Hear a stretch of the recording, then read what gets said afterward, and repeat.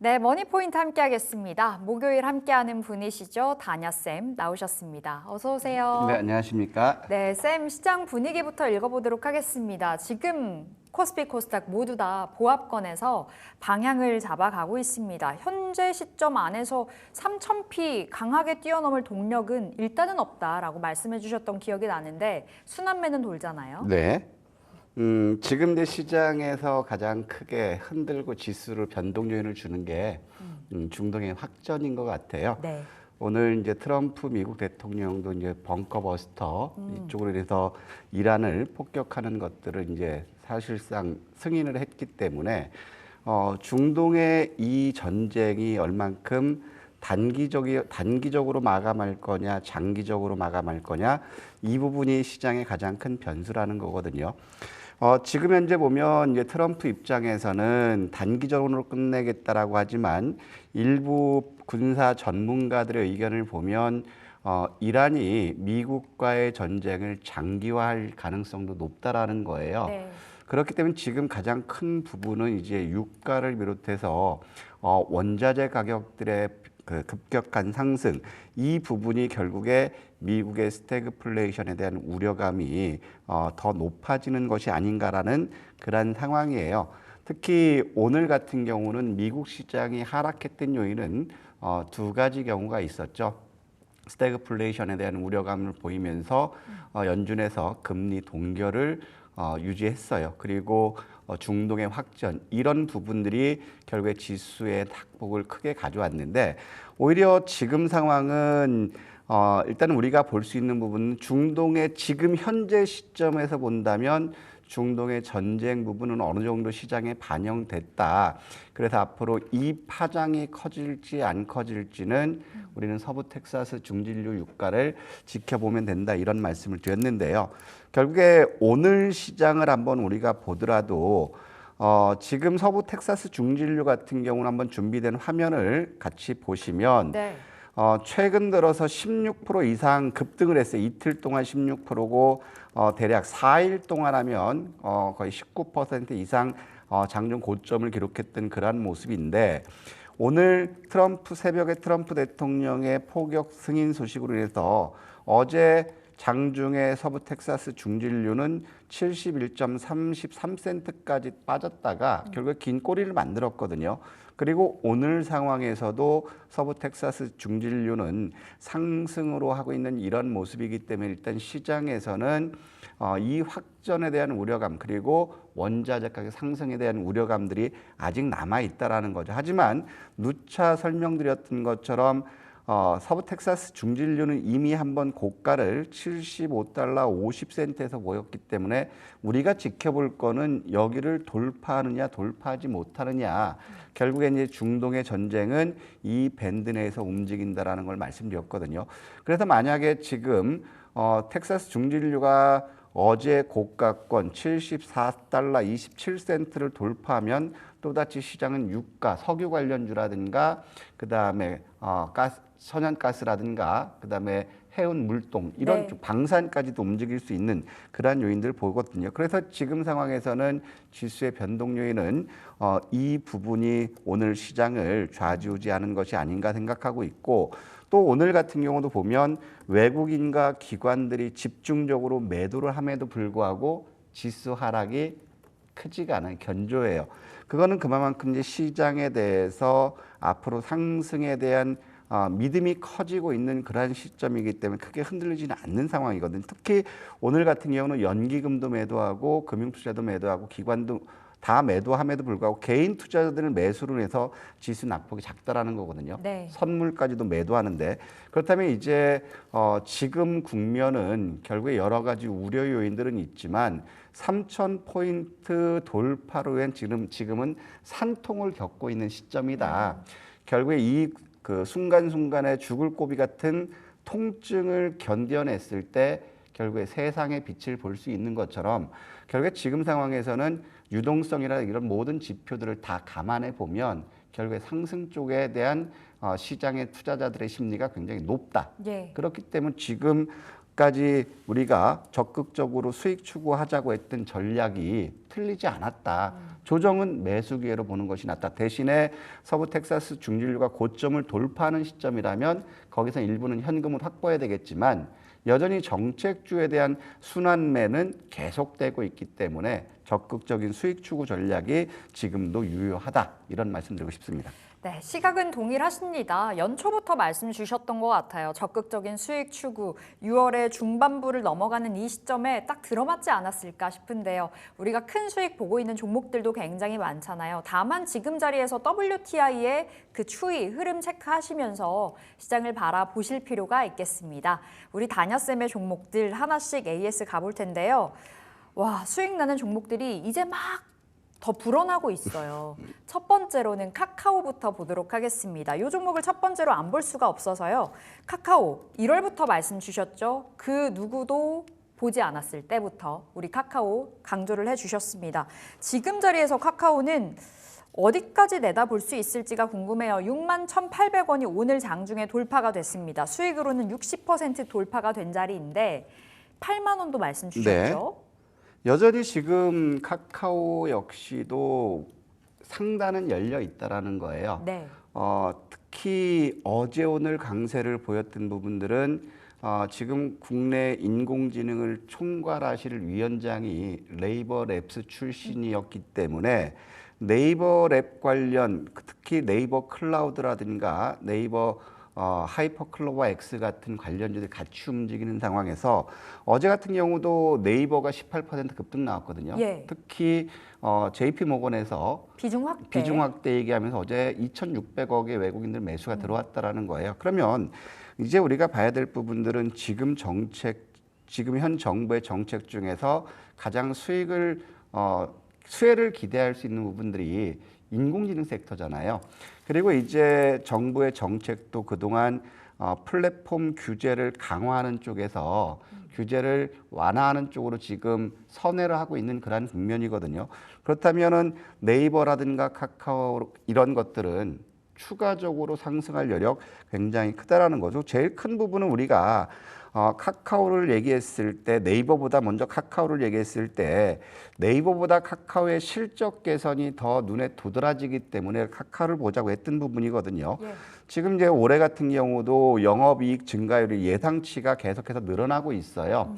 자, 지금 보면 작년에 4,600억이었다. 올해는 5,200억 영업이익 증가율을 보였다가 지금은 5,400억으로 늘어났거든요. 네. 그리고 내년까지도 6,880억까지 늘어나는 그러한 시점이고 또 아울러서 이것은 지금은 카카오 주가가 올라가니까 개인 투자자들은 다 매도를 하고 있어요. 대신에 이걸 받는 게 연기금과 투신들이 집중적으로 매수하고 금융투자까지 유입된다라는 거예요. 그러면 지금처럼 이제 우리가 6만 원에서 6만 1,000원 목표가를 보고 거래되는 추이라든가 수급을 봤을 때 8만 원까지 목표가 인상하겠다라고 말씀드렸죠. 지금 국면도 마찬가지예요. 지금 8만 원까지 보시는 것도 굉장히 유리하고 설사 여기서 주가가 5만 원까지 밀린다 하더라도 지금 상황에서 없는 분들은 신규 진입하는 거다. 네. 그래서 지금 저는 1차적으로는 6만 원, 6만 1,000원 목표가 돌아왔지만 목표가는 8만 원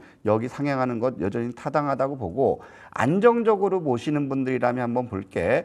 5만 8천 원 부근을 이탈하면 절반 정도는 이익 실현하고 주가가 되밀렸을 때 5만 3천 원 미만으로 왔을 때는 매도했던 거를 다시 채운다.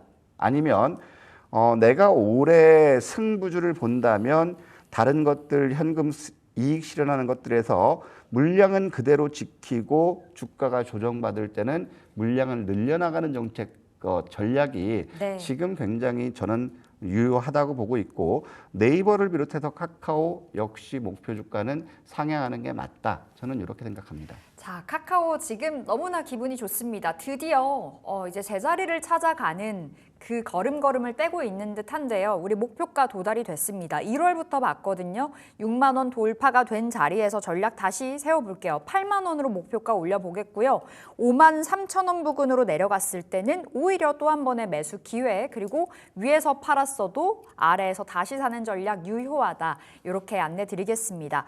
카카오 AI 관련해서 우리가 살펴봤으니까 하나 하나 더 보겠습니다. AI 관련주 솔트룩스 우리가 들고 있죠. 솔트룩스는 수익이 80% 돌파가 됐어요. 82%.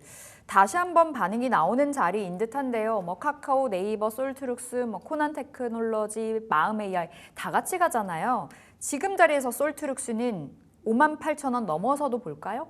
저도 이 부분은 이제 솔트룩스 같은 경우 우리는 신고가를 본다고 말씀드렸잖아요. 이미 신고가는 경신했어요. 네. 그러면 이제 봐야 될 부분이 오늘은 이제 인공지능 섹터들이 일부 종목들 이슈가 있는 것들이 올라가지만 전반적으로 쉬어가거든요. 하지만 제일 큰 부분은 이제 인공지능 섹터들은 실적 개선이 기대된다라는 거예요. 솔트룩스 같은 경우도 계속 말씀드렸던 건 지금까지 적자였지만 자, 2023년도 같은 경우는 흑자 전환에 원년으로 삼겠다라는 게 이제 회사 측의 의지거든요. 그리고 지금 신제품이라든가 이런 부분들의 매출, B2G 향의 매출이 증가되는 거 역시도 굉장히 이제 긍정적으로 볼 수 있다. 물론 1분기 실적은 전년 동기 대비 마케팅 비용이라든가 이런 연구 R&D 비용 때문에 영업 손실은 증가된 국면이지만 2분기 이후에는 실적 개선이 기대된다라는 것이고 일단 신고가를 경신했지만 솔트룩스 같은 경우는 어떤 맥락에 속하냐면 오늘 네이버 쪽에서 앞으로 투자를 확대할 것이다라고 하면서 이제 네이버 쪽들의 관심 맞았거든요. 네. 특히 솔트룩스 같은 경우는 모두의 AI, 원래 이게 소버린 AI라서 AI 주권인데 이게 모두 AI로 바뀌었어요. 모두의 AI에 대해서 정부에서 1조 6천억의 투자를 확대하겠다.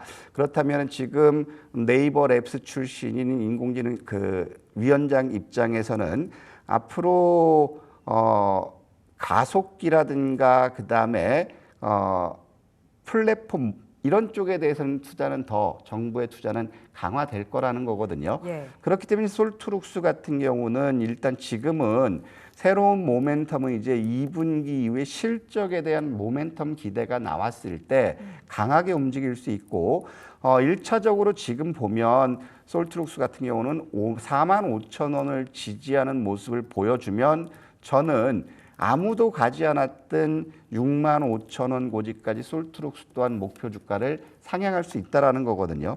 그리고 지금 들어서 이제 보면 인공지능 섹터들에 대해서는 우리가 봐야 될 부분들이 수급들이 네이버라든가 카카오 이런 쪽으로만 냈지만 플랫폼 관련 섹터들도 이제 최근 들어서 기관들 매수가 유입돼. 일단 제일 큰 부분은 실적 호전이 나온 시점이라면 더 강한 모멘텀이 나올 수 있는 그러한 상황이라는 것이고 또 보면 지금까지 인공지능 섹터들은 여전히 매집 주체들은 남아 있는 그러한 상태라는 거거든요.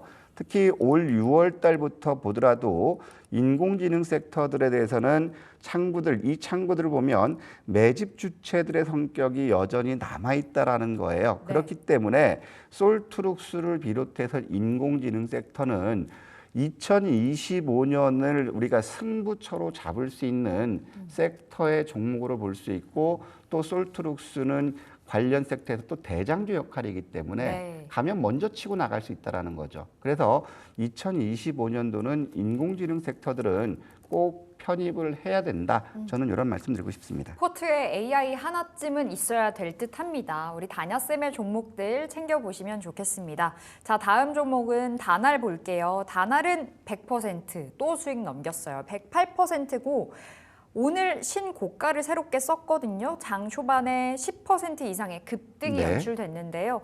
다날은 이제 보유자들의 영역에서 봐야 될까요, 쌤? 그렇죠. 일단 우리가 보면 지금은 매수 자리는 아니에요. 조금 더 눌려야 되지만 자, 오늘도 이쪽 스테이블 코인 관련주들이 시장에서 부각받았던 이유는 네. 자, 미국에서 지니어스법이 저희는 지니어스법 통과될 거로 보고 우리가 스테이블 코인들을 계속 편입했었잖아요. 근데 오늘 미국 시장에서 서클이 38% 가까이 급등이 나왔고 네.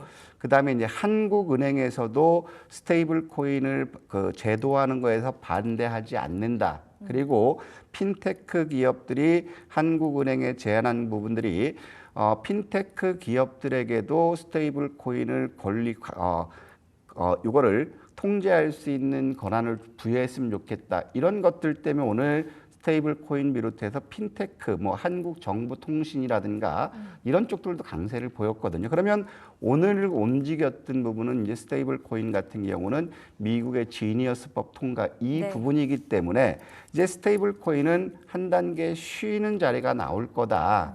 그렇기 때문에 신규 매수 쪽 이것도 정책 수혜주기 때문에 단기 트레이딩 관점 편입을 해야 되거든요.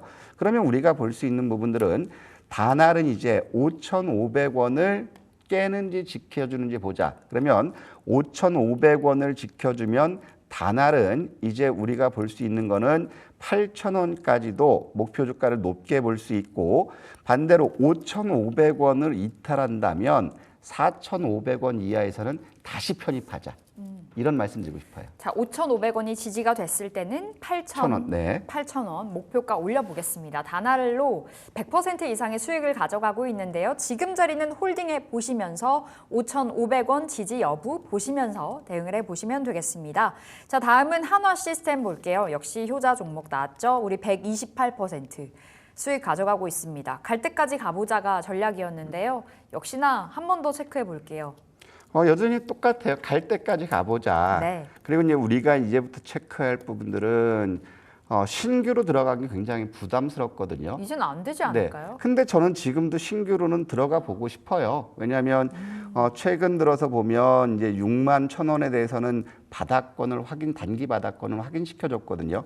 그리고 이제 하나 시스템 같은 경우도 이제 이스라엘과 이란의 이슈는 아직 진행 중이에요. 네. 그렇다면 이제 오늘 시점에서 만약에 서부 텍사스 중진류가 고점을 뚫는 모습 나오면 방산주도 같이 갈 수 있다라는 거죠.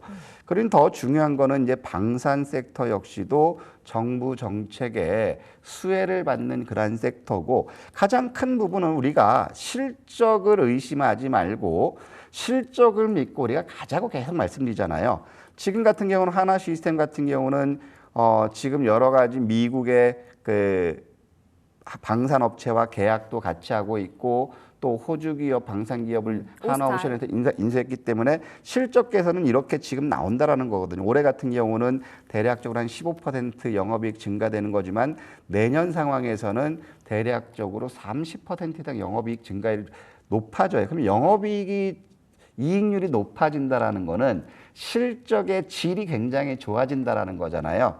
그렇기 때문에 이런 것들은 갈 때까지 한번 가보는 거고 지금 상황에서 똑같거든요. 한화 시스템을 매수하는 것들은 결국에 기관들이라는 거예요. 외국인들은 매도하고 있지만 기관들이 들어오고 있는 상태고 그러면서 지금은 이제 신고가기 때문에 기관들 입장에서도 차익 실현하는 쪽과 신규 매수 들어오는 쪽들 굉장히 혼조양상이에요. 그러면 우리가 쉽게 말씀드렸었죠. 한화 시스템 같은 경우는 우리가 봤을 때 2,900만 주 이상 거래가 터지면 조심을 해야 되는 상황이고 특히 4,700만 주 이상 거래되면서 주가가 밀리면 거기가 단기 고점이 될 수 있다. 그렇기 때문에 거래량 측면에서 봤을 때 아직까지 갈 길이 남아있지 않을까. 그렇기 때문에 갈 때까지 또 가보자. 저는 이런 말씀 드리고 싶습니다. 거래량이 중요하겠습니다. 굉장히 많이 올라갔다고 생각했지만 지금도 매수 가능 사인 주셨어요. 실적을 모멘텀 삼아 좀 볼 수 있는 종목으로 보시면 되겠고 거래량 측면으로 봤을 때는 4,700만 주 네. 돌파가 됐을 땐 단기 고점의 시그널일 수 있다라는 부분도 챙겨 보실 필요 있겠습니다.